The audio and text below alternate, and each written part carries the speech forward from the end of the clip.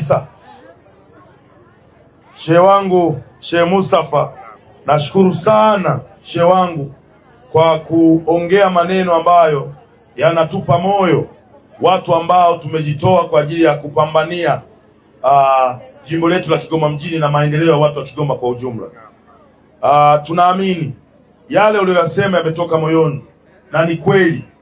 Tunapoenda bungeni hatuendi kupigania msaafu au Biblia.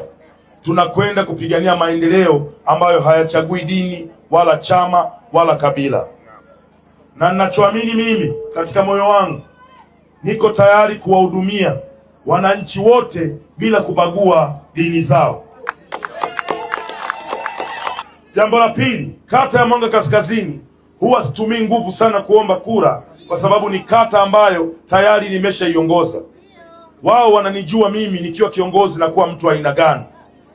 Kwa maana hiyo, nakubali ngome hii ya hapa Mabatini kuwa ndiyo ngome kuu ya Baba Levo.